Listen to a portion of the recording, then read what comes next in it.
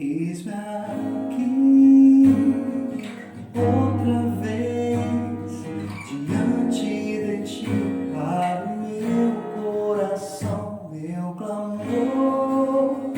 Tu escutas e fazes cair as barreiras em mim. És fiel, Senhor, e dizes palavras de amor e esperança sem fim. Ao sentir o teu toque, em tua bondade libertas meu ser no calor desse dia. Eu venho me derramar, dizer que te amo, me derramar, dizer te preciso, me derramar, dizer que sou grato, me derramar, dizer que és formoso.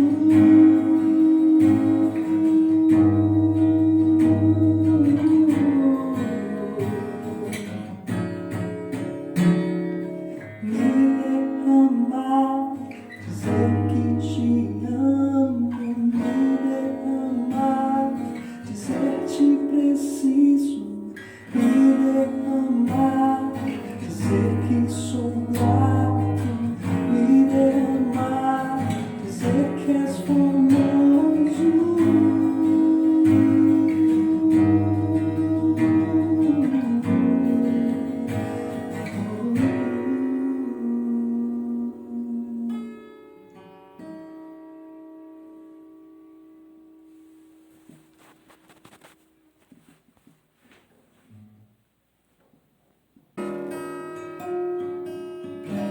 Deus enviou teu Filho amado pra me salvar e perdoar. Na cruz morreu por meus pecados, ressurgiu e vivo como Pai está, porque Ele vive, posso crer no amanhã, porque temor não há, mas eu bem sei que a minha vida está nas mãos do meu Jesus, que vive está. E quando enfim chegar a hora em que a morte enfrentarei, sem terei vitória, ver a glória do meu Jesus, que vive está, porque Ele vive, posso crer no amanhã, porque Ele vive, temor não há, mas eu bem sei que a minha vida está nas mãos do meu Jesus, que vive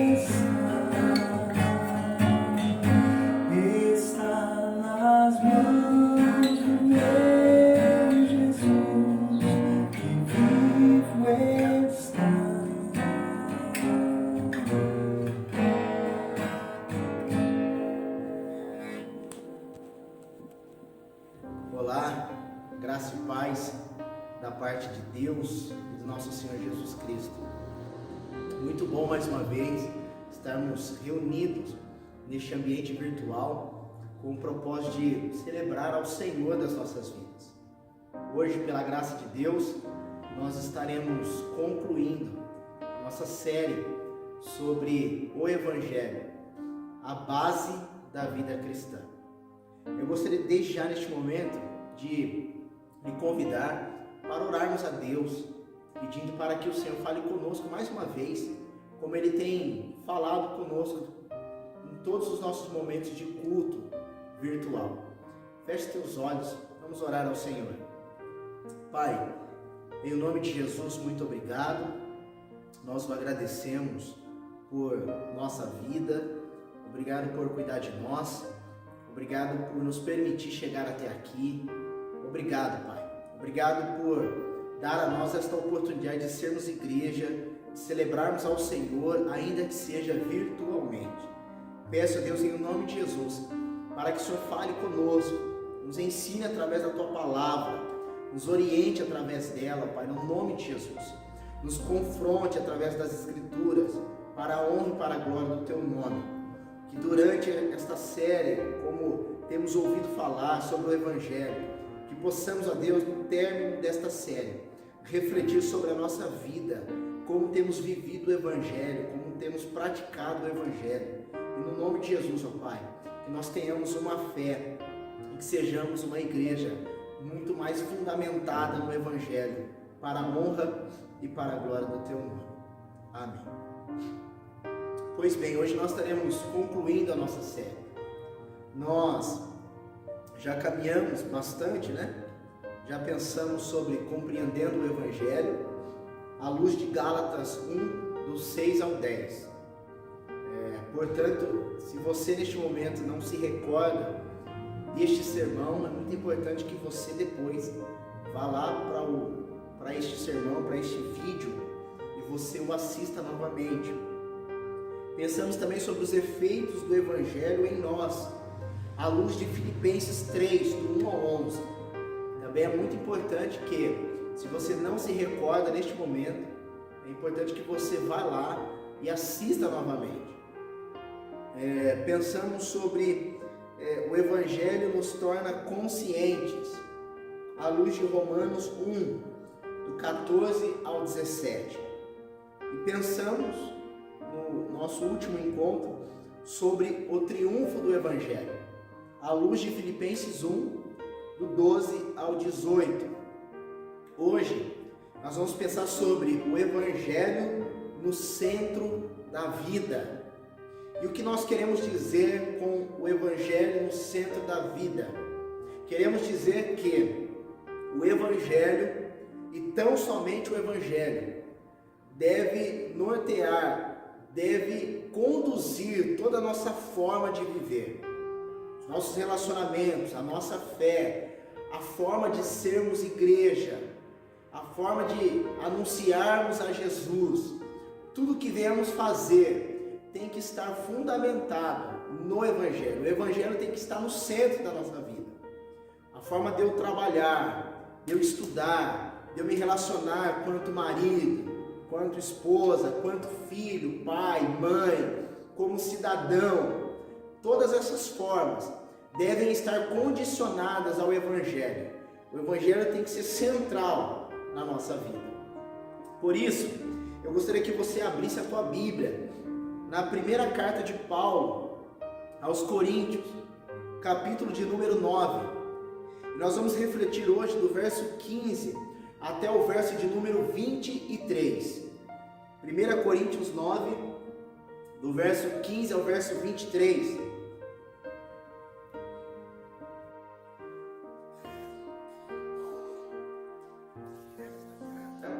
Aproximadamente ali no ano 55 depois de Cristo, na sua terceira viagem missionária, Paulo está na cidade de Éfeso, e a proposta do apóstolo Paulo ao escrever esta carta é de dar orientações à igreja de Corinto, uma igreja que tinha muitos desafios. Então, a carta aos Coríntios é uma carta de cunho pastoral, onde o pastor Paulo ele vai orientar a igreja como ela deveria viver. Na igreja de Corinto havia divisões, havia imoralidade sexual, havia irmãos que estavam processando outros irmãos nos tribunais, havia imaturidade com relação ao culto público e ao exercer os dons espirituais. E também havia da parte da igreja uma má compreensão, e também eles viam o próprio pastor deles, no caso o apóstolo Paulo, com maus olhos. E aí Paulo vai escrever esta carta para orientá-los e para confrontá-los também. No capítulo 9, Paulo está defendendo o seu direito de ser sustentado pela igreja. No capítulo 9, Paulo vai dar alguns exemplos do quanto ele tinha por direito de ser mantido, sustentado pela igreja de Corinto. Algo que ele não fez, mas que tinha como direito. Paulo vai dizer que ele tem como direito porque, assim como o soldado, ele é alistado e é comissionado ir para a guerra, e ele recebe sustento do Estado. Paulo está dizendo, assim é o pastor. Ele vai dizer ainda, assim como o agricultor planta e também usufrui dos frutos da sua plantação, assim também é o pastor. E ainda ele vai falar do pastor que cuida das ovelhas, que da mesma forma como ele cuida dos animais e ele usufrui daquilo que o animal produz, Paulo vai falar aqui do leite, ele vai dizer, assim também é o pastor. E Paulo ainda vai dizer que a própria lei de Deus, ele vai falar isso no verso 9, pois está escrito na lei de Moisés, não amordaça o boi enquanto ele estiver debulhando o cereal. Ou seja, Paulo está dizendo, não tampe a boca do boi enquanto ele estiver passando, debulhando o trigo, que era comum na época. Por quê? Deixe o animal se alimentar enquanto ele trabalha. Então Paulo vai dizer, assim como está na lei de Moisés, eu também tenho direito de ser sustentado pela igreja. Porque a igreja de Corinto estava questionando o sustento do apóstolo Paulo. Ele vai chegar a dizer que outras igrejas o sustentaram, e ele só pôde pregar o evangelho graças à ajuda dessas igrejas, como a igreja de Filipos, a igreja de Tessalônica. Pois bem, a partir do verso 12, Paulo, mesmo dizendo que tem o direito de receber o sustento da igreja, ele vai começar a dizer para a igreja de Corinto qual foi o motivo dele não ter aceito sustento da igreja de Corinto. E no verso 15 o apóstolo Paulo vai dizer assim, mas eu não tenho usado nenhum desses direitos, não estou escrevendo na esperança de que vocês façam isso por mim, prefiro morrer a permitir que alguém me prive deste meu orgulho. Contudo, quando prego o evangelho, não posso me orgulhar, pois me é imposta a necessidade de pregar. Ai de mim se não pregar o evangelho, porque se prego de livre vontade, tenho recompensa. Contudo, como prego por obrigação, estou simplesmente cumprindo uma incumbência a mim confiada. O evangelho no centro da vida.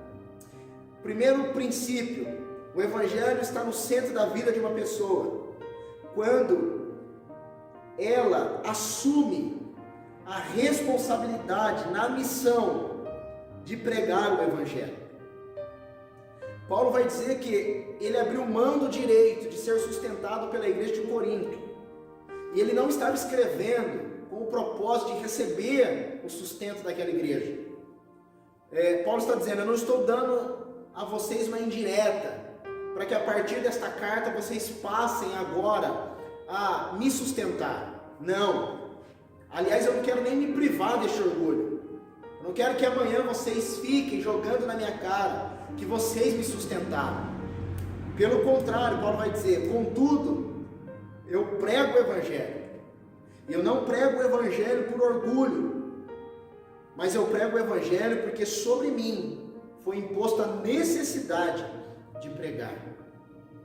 Paulo chega a usar no verso 16 a expressão ai de mim, que traz a ideia no grego de preocupação, de sofrimento, por ter sobre os seus ombros um peso, uma responsabilidade. Paulo no verso 17 ele diz, porque se prego de livre vontade, tenho recompensa, contudo, como prego por obrigação, estou simplesmente cumprindo uma incumbência a mim confiada. O que Paulo está dizendo para a igreja de Corinto é, eu assumo a responsabilidade de pregar o evangelho, eu assumo o peso de transmitir o evangelho, eu me sinto obrigado a pregar o evangelho. E é muito interessante porque a ideia aqui desta parte do texto é justamente a ideia de alguém que não se sente voluntário, mas se sente obrigado a fazer aquilo. Paulo ele não se relacionava com o evangelho como algo alternativo, como uma opção. Paulo se sentia responsável, tanto que quando ele vai escrever aos Romanos, lá no capítulo 1, no verso 14, ele vai dizer que ele se sente um devedor. Paulo se sente obrigado a pregar o evangelho. Ele sente nos seus ombros o peso da responsabilidade de transmitir o evangelho de Jesus. Logo, uma pessoa que tem o evangelho no centro da sua vida, ela se sente responsável, comissionada em pregar o evangelho. Ela assume a responsabilidade na missão da igreja de anunciar o evangelho de Jesus. Ela não transfere essa responsabilidade para outras pessoas, pelo contrário, ela assume a sua identidade de missionário, de missionária, de discípulo, de discípula em pregar o evangelho. Portanto, faça uma reflexão na tua vida. Se o evangelho está no centro da tua vida, se você pensa o evangelho, se você respira o evangelho, se você vive o evangelho, então você assume a responsabilidade de pregar o evangelho. É sua responsabilidade. Se o evangelho está no centro da minha vida, eu assumo a responsabilidade de anunciar o evangelho. Segundo, o evangelho no centro da vida, ele está no centro da vida de uma pessoa, quando ela não é e nem cria obstáculos para a pregação do evangelho. Olha o verso 12 e depois o verso de número 18. Os versos dizem assim: se outros têm o direito de ser sustentado por vocês, não o temos nós ainda mais? Mas nós nunca usamos desse direito. Ao contrário, suportamos tudo para não colocarmos obstáculos algum ao evangelho de Cristo. O que Paulo está dizendo? Se existem pessoas que têm direito, ele vai olhar agora para a igreja e vai dizer, não temos nós ainda mais? E por que Paulo diz isso? Porque quem plantou aquela igreja foi ele. Deus usou a vida do apóstolo Paulo para plantar a igreja de Corinto. E Paulo está dizendo, se Deus usou a minha vida para que vocês recebessem o evangelho e estivessem hoje firmados no evangelho, então não teria eu muito mais o direito de receber de vocês o sustento? E aí Paulo diz, só que pelo contrário eu não fiz isso. Eu não recebi de vocês o sustento. E por que Paulo não recebeu? Porque ele abriu mão do seu direito de ser sustentado pela igreja de Corinto.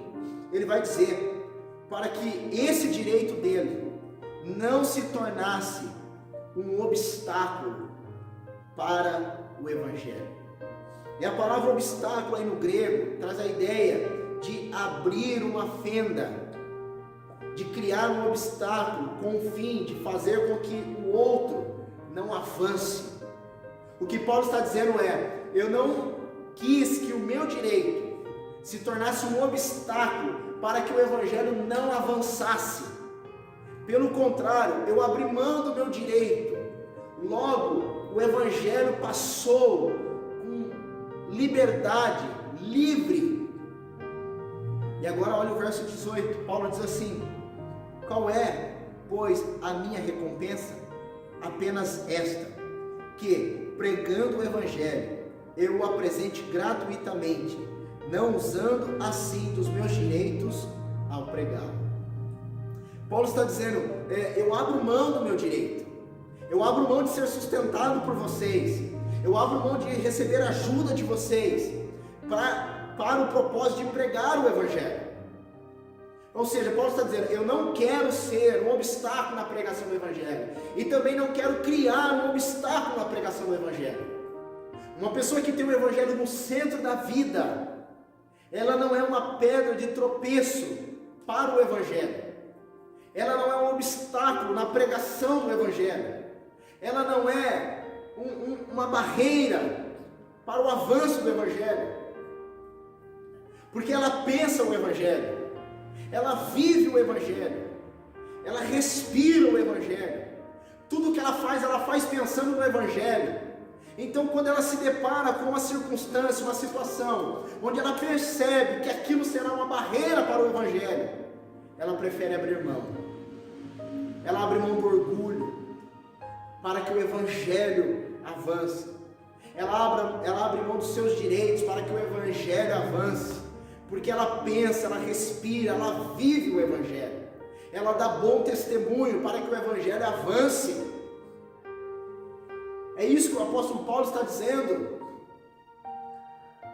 Se você tem o Evangelho no centro da tua vida, você procura dar bom testemunho, você procura se relacionar com as pessoas com base no Evangelho, para o Evangelho alcançar e atingir o propósito dele, que é salvar as pessoas.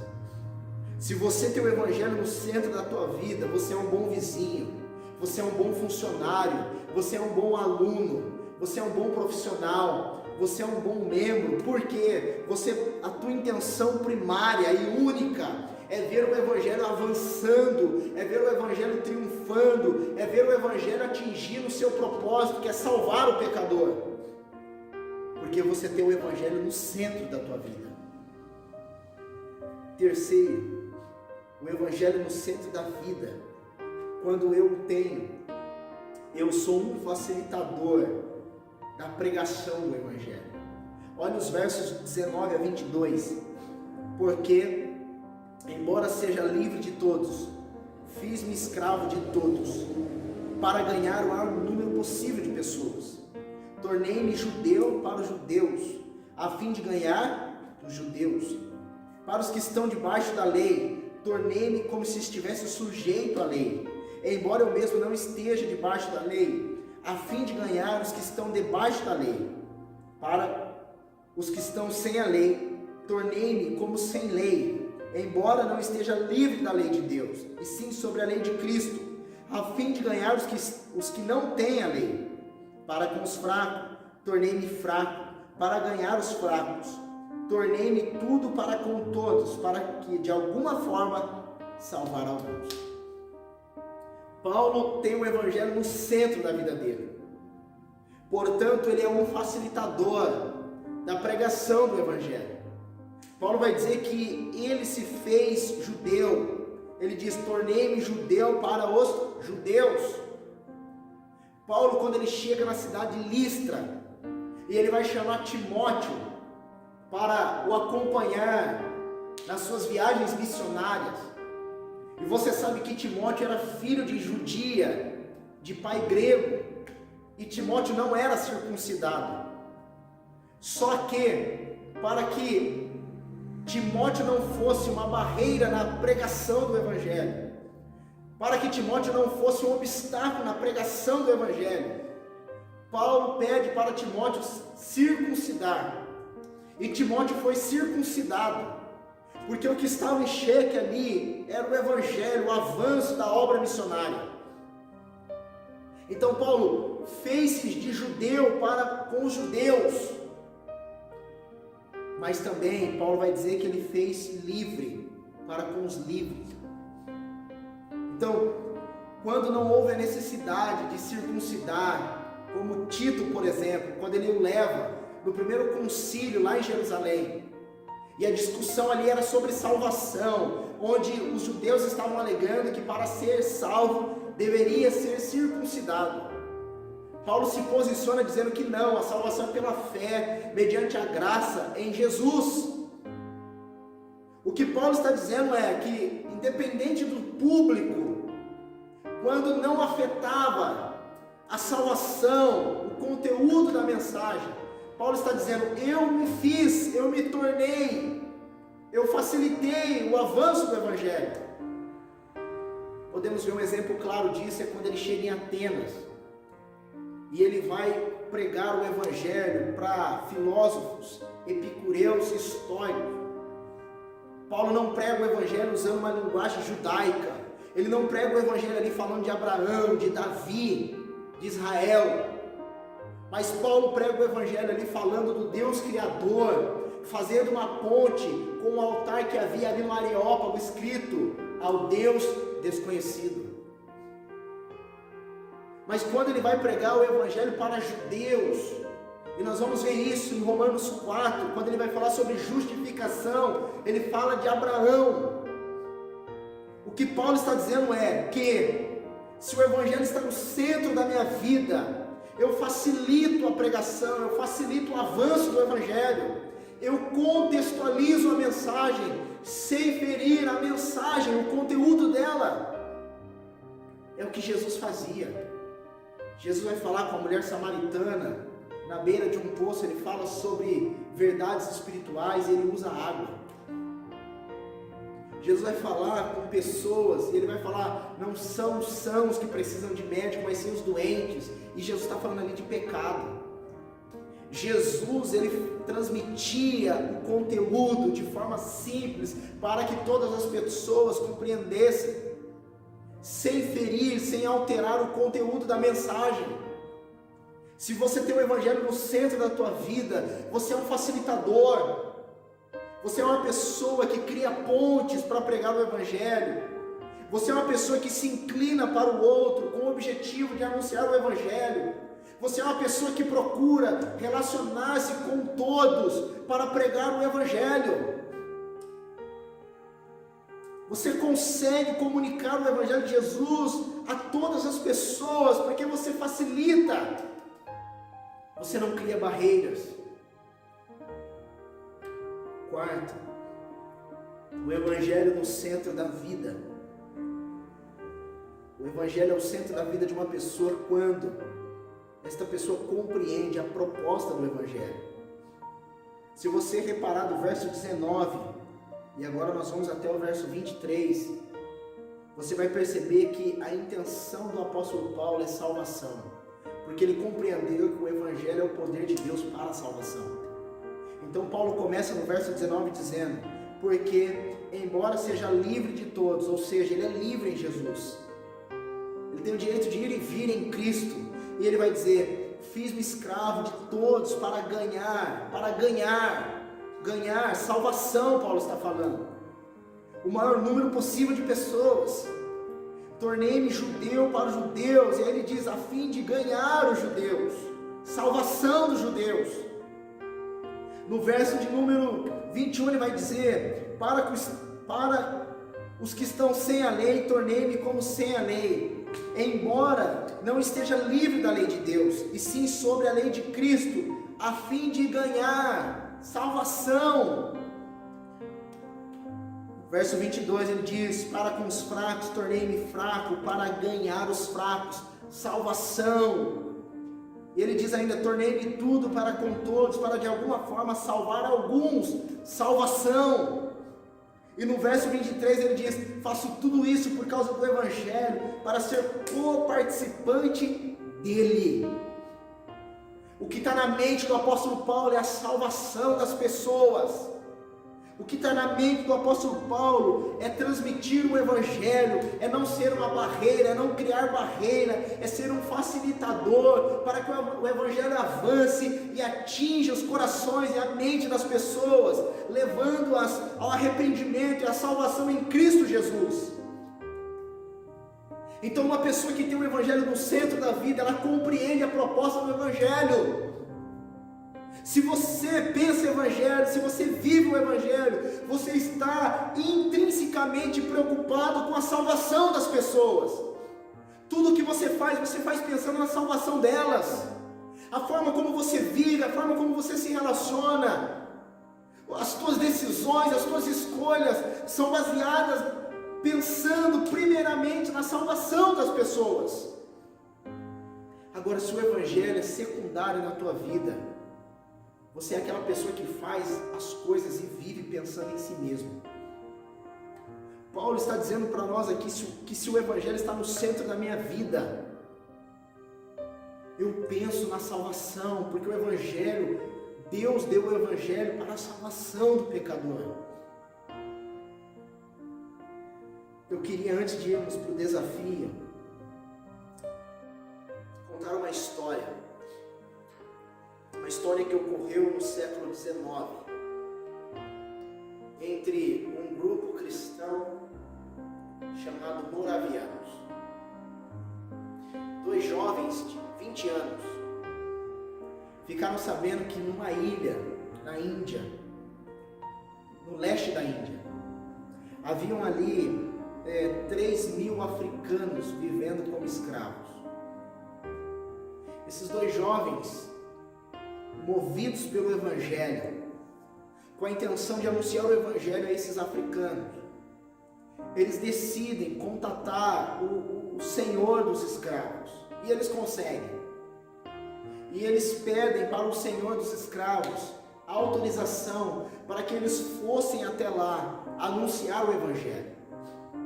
Entretanto, a história diz que o senhor dos escravos disse a eles que não eram para eles irem até lá, encher a cabeça dos escravos com essa tolice. E eles, motivados pelo Evangelho, intrigados pelo Evangelho, despertados pelo Evangelho, eles com o Evangelho no centro da vida, eles decidem então tomar a maior decisão da vida deles, ou talvez uma das maiores decisões da vida deles: se venderem como escravos, para poderem então pregar o Evangelho para os escravos africanos que estavam naquela ilha. Eles se despedem das suas famílias, dos seus amigos, e vão para esta ilha para serem escravos, para pregar o Evangelho entre os escravos. Eles tinham o Evangelho no centro da vida. Nós precisamos repensar a posição do Evangelho na nossa vida. Por isso, se você tem o Evangelho no centro da tua vida, você assume a responsabilidade da missão de pregar o Evangelho. Você não é o tipo de pessoa que pensa assim: se não estão fazendo, eu também não faço. Não, você assume a tua responsabilidade. Você faz como a igreja lá em Atos 8, porque lá em Atos 8 diz que a igreja foi dispersa, mas os apóstolos ficaram em Jerusalém. E por onde a igreja ia, ela pregava o Evangelho. A igreja não esperava pelos apóstolos para pregar o Evangelho, ela pregava. Se você tem o Evangelho no centro da vida, você não cria obstáculos, você não atrapalha o avanço do Evangelho. Se você tem o Evangelho no centro da vida, você é um facilitador, você cria pontes de contatos. Se você tem o Evangelho no centro da vida, você compreende que o Evangelho é a única mensagem para a salvação. Então você faz tudo para ser um participante, um coparticipante no avanço do Evangelho. Por isso, queria deixar 2 desafios. O primeiro é: qual lugar o Evangelho ocupa em sua vida? Quando você age, quando você faz alguma coisa, você faz com qual pensamento? Você faz movido pelo Evangelho? Você toma movido pelo Evangelho? O Evangelho está no centro da tua vida. O Evangelho ocupa o primeiro degrau na tua vida. Segundo, a partir desta série, viva a partir de agora tendo o Evangelho no centro da tua vida. Se relacione com as pessoas com base no Evangelho. trabalhe com base no Evangelho, seja um aluno com base no Evangelho, seja um cidadão com base no Evangelho, seja um membro com base no Evangelho, seja uma igreja com base no Evangelho. Eu queria orar com você. Feche seus olhos. Pai, em nome de Jesus, muito obrigado. Nós o agradecemos, Senhor, por nossas vidas, por teu amor. Obrigado a Deus por nos salvar, obrigado por nos libertar, obrigado a Deus por nos dar a mensagem poderosa que é o Evangelho. Ouvimos a Deus sobre o que é o Evangelho, ouvimos, ó Pai, sobre os efeitos do Evangelho, ouvimos, ó Deus, vários sermões ao longo desta série. E Deus, em nome de Jesus, que teu Espírito Santo tenha produzido em nós transformações, que teu Espírito Santo produza em nós, ó Deus, uma espiritualidade mais fundamentada no Evangelho, que o teu Espírito Santo nos desafie, ó Deus, a anunciarmos o Evangelho, a assumirmos diante do Senhor o nosso compromisso, a nossa responsabilidade, a nos sentirmos, ó Deus, responsáveis em pregar o Evangelho, a nos sentirmos, ó Deus, o peso do Evangelho, ó Pai, a missão que o Senhor nos deu, de tão somente anunciarmos o Evangelho, ó Pai, no nome de Jesus. Pai, que teu Espírito Santo nos conscientize, ó Pai, se temos sido ou criado obstáculos na pregação do Evangelho. Às vezes, ó Deus, somos imaturos na fé, e a nossa imaturidade tem sido um obstáculo para o avanço do Evangelho. Às vezes tem pessoas nas nossas famílias, tem os nossos vizinhos, os nossos colegas de trabalho, de escola, eles não estão aceitando o Evangelho, porque eles não veem em nós o Evangelho, eles não nos veem agindo por meio do Evangelho, eles não veem o Evangelho em nós como igreja, Senhor. Por isso eu peço, Pai, nos ajude a sermos facilitadores. Às vezes nós não conseguimos, ó Pai, comunicar o Evangelho para as pessoas, não conseguimos comunicar o Evangelho para as pessoas, porque criamos barreiras, estamos fechados no nosso mundo, na nossa bolha, Senhor. Portanto, eu peço, ó Pai, em nome de Jesus, que teu Espírito Santo nos desperte para sermos uma igreja relevante para o nosso tempo, para sermos uma igreja contextualizada, uma igreja missional, uma igreja que prega o Evangelho da graça, o Evangelho de Jesus, de forma com que as pessoas compreendam, ó Pai, e elas possam aderir ao Evangelho. No nome de Jesus, Senhor, que nós como igreja compreendamos a proposta do Evangelho.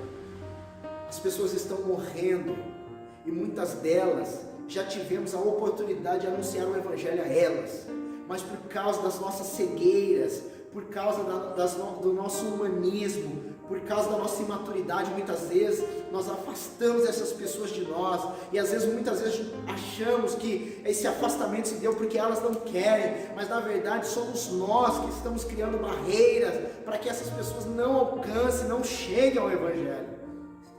Por isso, ó Pai, nos ajude a criar pontes, a comunicar o Evangelho de forma que as pessoas compreendam, a descobrir o gosto musical das pessoas, o gênero literário que elas gostam, o tipo de filme que elas gostam, um esporte que elas gostam, ó Pai, algo que chame a atenção delas, e através disso nós possamos criar pontes de contato para anunciar o Evangelho bíblico, o Evangelho de Jesus, como Jesus fazia, como Paulo fazia. Esse é o nosso desafio no nosso tempo, Pai, nos tornarmos uma igreja contextualizada, pregando o Evangelho da graça de Jesus, sem alterar o conteúdo. Pai, nos ajude, a partir de agora, a termos o Evangelho no centro das nossas vidas, a termos o Evangelho no centro da nossa vida, a respirarmos o Evangelho, a pensarmos no Evangelho, pensarmos na salvação, pensarmos nos perdidos, pensarmos, a Deus, que um dia o Senhor voltará, e o Senhor nos deu a missão de anunciar o Evangelho da salvação para as pessoas, a sentirmos essa responsabilidade, Pai, em nome de Jesus, amém. Que Deus lhe abençoe. Desde já eu gostaria de lhe agradecer por caminhar conosco durante esse período, durante esta série. O meu desejo é para que Deus, Ele tenha falado com você e que Ele continue falando com você. Nosso objetivo com esta série era de justamente despertar em você, despertar em nós, essa proposta de termos uma vida espiritual, de caminharmos com Jesus, com base no Evangelho. Portanto, eu queria pedir a você, para que você compartilhe com os teus amigos esta mensagem, que você se inscreva no nosso canal, que você curta os nossos conteúdos, pois o nosso objetivo é anunciar o Evangelho de Jesus. Que Deus lhe abençoe. Fiquem com Deus.